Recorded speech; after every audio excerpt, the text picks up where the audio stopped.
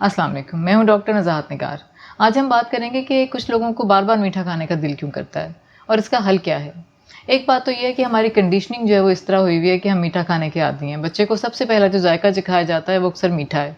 फिर त्योहारों पे, ईद, बकरीद पे, शादी-ब्याह पे हम एक-दूसरे को मीठा लेते देते हैं, खिलाते हैं। उसकी शायद एक वजह ये भी है कि इंसान ने बहुत पहले ये नोट कर लिया था कि मीठा खाने से उसका मूड अच्छा हो जाता है।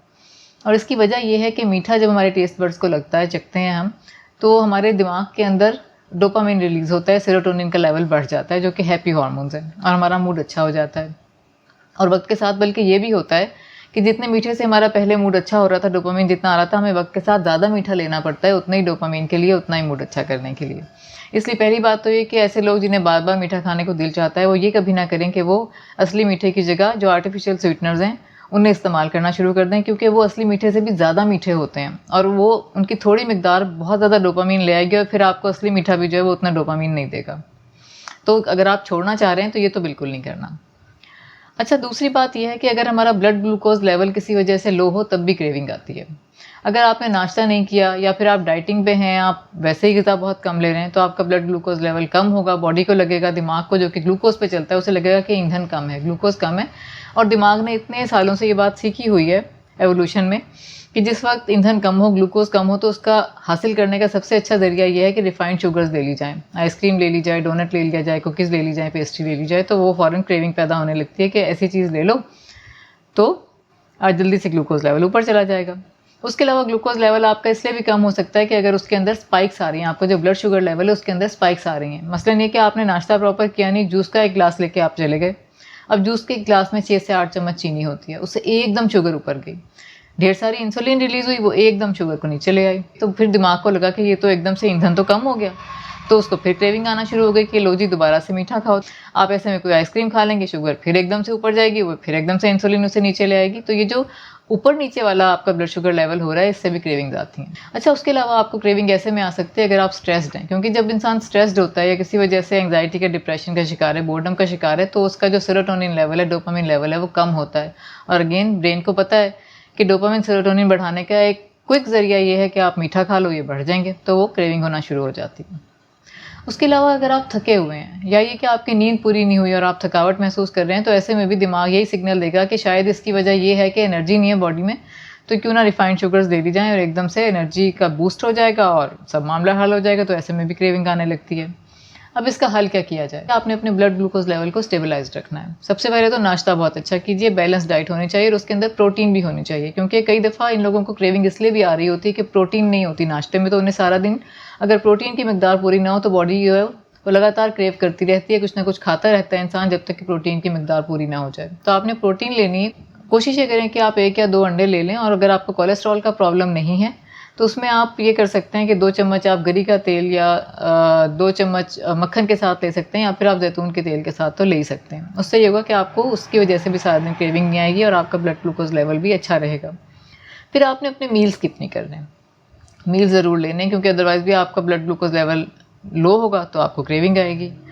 और आपने करना ये है कि आपने ग़िज़ाएँ वो वाली लेनी है जिनका ग्लाइसेमिक इंडेक्स कम होता है, यानी कि वो एकदम से शुगर को बहुत ऊपर नहीं लेके जाती, शुगर का लेवल बहुत ज़्यादा नहीं बढ़ाती। इसमें से एक तो सारे सब्जियां और फल आ जाते हैं, क्योंकि उनके अंदर फाइबर की अच्छी अमाउंट होती है, तो वो एकदम से शुगर को स्पाइक उनकी वजह से नहीं आती। उसके अलावा अगर कोई ग़िज़ा आप ऐसी ले रहे हैं जिसका ग्लाइसेमिक इंडेक्स ज़्यादा भी है, मसलन आप चावल ले रहे हैं, तो आप ये करें कि उसके साथ सैलड की एक पूरी प्लेट लें, तो उससे वो चावल भी आहिस्ता आहिस्ता से बॉडी के अंदर जज़्ब होगा, एब्जॉर्ब होगा और उससे भी फिर वो एकदम से शुगर को स्पाइक नहीं देगा। खाली खाएंगे तो स्पाइक आएगी। एक तो आपने ये ध्यान रखना है। फिर आपने हाई फाइबर फूड लेनी है। अगेन सारे सब्जियां आ गई, उसके अंदर फल आ गए, उसके अंदर होल ग्रेन्स आ गए, उसके अंदर लेंटिल्स आ गए, बीन्स आ गए, वगैरह वगैरह। ये सारे आपने इस तरह की ग़िज़ाएँ लेंगे तो जो आपके कार्ब्स हैं वो भी आहिस्ता आहिस्ता से एब्जॉर्ब होंगे और शुगर के अंदर स्पाइक्स नहीं आएंगे और आपका ब्लड ग्लूकोज जो है वो देर तक स्टेबलाइज्ड रहेगा। उसके अलावा आपने ये काम करना है कि जब आपका दिल चाहे, आपको बहुत ज़्यादा क्रेविंग हो रही है, तो आप उसकी जगह कोई हेल्दी स्नैक ले लें। मसलन आप ये कर सकते हैं कि आप थोड़ी मिकदार में कार्ब्स दें जिसके साथ फाइबर हो, उसके साथ कोई थोड़ा सा प्रोटीन या फैट भी हो। मसलन आप ये कर सकते हैं कि आप एक सेब ले लें, उसके अंदर कार्ब्स भी आ गए और उसके अंदर फाइबर भी आ गया, साथ में आप थोड़ा सा पीनट बटर ले लें, तो अच्छी अमाउंट में उसके अंदर प्रोटीन भी आ जाएगी। ये बड़ा अच्छा इस तरह का ये आपका स्नैक बन जाएगा। तो अपने स्नैक्स को इस तरह से डिज़ाइन करें अच्छा, उसके अलावा आपने क्या करना है, अक्सर होता ये है कि अगर आप पूरा दिन से अपनी सीट पे बैठे हुए काम कर रहे हैं, उकताहट का शिकार हैं, थक गए हैं, तब भी आपको एकदम से क्रेविंग आने लगती है। तो ऐसे में बजाय उस चीज़ की तरफ दौड़ पड़ने के मीठा खाने के, आप ये करें कि थोड़ा-सा हिलें-जुलें।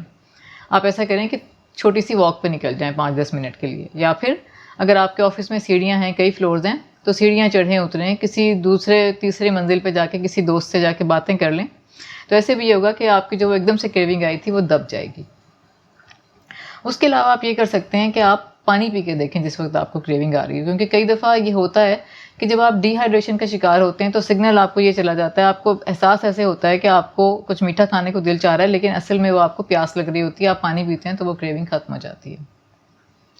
उसके अलावा आपने ये करना है कि जो आपके इमोशनल इश्यूज़ हैं उन्हें एड्रेस करें। मैंने आपको बताया कि अगर आप एंग्ज़ायटी का, डिप्रेशन का शिकार हों, किसी वजह से स्ट्रेस का शिकार हों या इवन बोर्डम का शिकार हों, तो भी क्रेविंग आती है। तो अब आपको पता है कि मसला ये है कि आपका मूड ठीक नहीं है। तो वक्ती तौर पे आपका डोपामिन रेज़ हो जाएगा, सेरोटोनिन रेज़ हो जाएगा मीठा खाने से, लेकिन वो फिर नीचे आ जाएगा तो फिर मूड वैसा ही हो जाएगा। तो इसलिए इसका हल ये है कि अपना जो मूड का प्रॉब्लम है, उसके तदारुक के लिए आप इंतज़ामात करें, कोई इलाज करें, कोई अपनी सेल्फ हेल्प के ज़रिए उसको ठीक करें। और आखिरी चीज़ ये करें, अपने ऊपर एक एहसान करें कि अपने आस-पास स्वीट्स मत रखें। अगर घर में जिस वक़्त आपको क्रेविंग आ रही है तो आपके घर में स्वीट्स नहीं होनी चाहिए। ये नहीं कि आप फ्रिज खोल रहे हैं और कुछ निकाल के खा रहे हैं मीठा-मीठा। और जब ऑफ़िस जा रहे हैं तो कम से कम इतना तो कर ही सकते हैं, अगर कैंटीन पे आपका इख्तियार नहीं भी है, कि अपने बैग के अंदर कैंडीज़ और चॉकलेट बार्स जो हैं वो डाल के मत ले जाएँ। इससे आपको बड़ा फ़ायदा होगा। उम्मीद है आपको मेरी आज की वीडियो अच्छी लगी होगी। इसको लाइक कीजिए, औरों के साथ शेयर कीजिए, ख़ासतौर पे अगर उनका प्रॉब्लम है। कमेंट्स में मुझे अपनी राय दीजिए। ऐसी वीडियोज़ मज़ीद देखने के लिए मेरे चैनल को सब्सक्राइब कीजिए। आइंदा तक के लिए इजाज़त दीजिए। खुदा हाफ़िज़।